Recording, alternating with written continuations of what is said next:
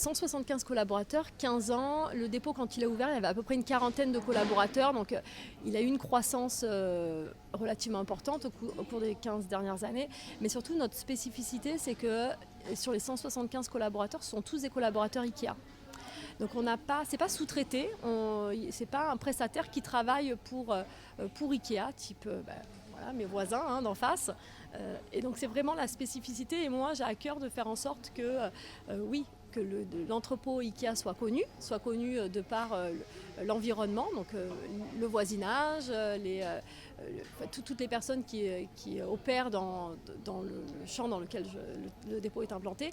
Également les magasins IKEA, parce que des fois il y a aussi ce petit déficit de notoriété, parce qu'un dépôt c'est pas un magasin, donc c'est un petit peu différent. Et puis surtout, ma volonté première, c'est de ramener un peu de Suède à Fos-sur-Mer, donc au milieu des flamants roses et des étangs, si on veut. Et c'est tout l'enjeu et c'est ce sur quoi j'œuvre au quotidien, de ramener l'esprit suédois, l'esprit IKEA et les valeurs IKEA dans l'entrepôt logistique auprès des collaborateurs IKEA.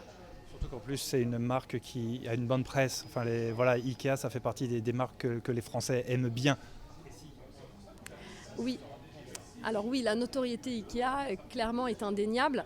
La notoriété IKEA en logistique n'est pas la même que certains acteurs logistiques. Donc clairement, moi, j'œuvre et je fais en sorte de développer l'intérêt pour les gens qui cherchent un emploi en logistique ou qui ont envie même de se reconvertir, d'avoir envie de découvrir la Suède phocéenne. Vous parlez justement depuis tout à l'heure de ces valeurs suédoises que vous voulez implanter, mais c'est quoi grosso modo les valeurs suédoises? Alors, on parlait un petit peu au début justement de ce que vous recherchiez au niveau du recrutement, de cet esprit d'équipe, mais il y a d'autres spécificités à ces valeurs suédoises.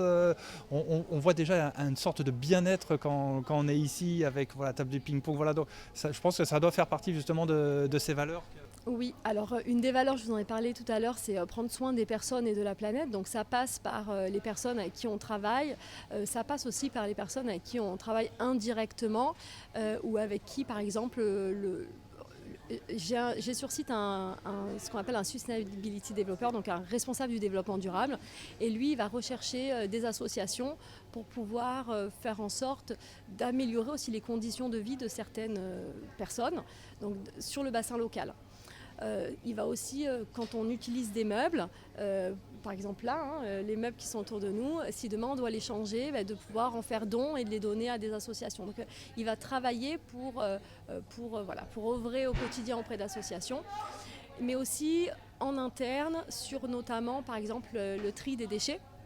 Donc nos collaborateurs doivent, et donc c'est un devoir, trier l'ensemble des déchets qu'on émet sur site et on anime tout cela pour s'assurer que alors l'objectif est que 95% des déchets soient triés et ne finissent pas dans des filières d'incinération. Voilà. Donc vous avez parlé de ces valeurs-là, mais après effectivement il y a les valeurs de la conscience des coûts, les valeurs de travailler ensemble, je vous en ai parlé de quelques-unes, et ce sont vraiment certaines valeurs.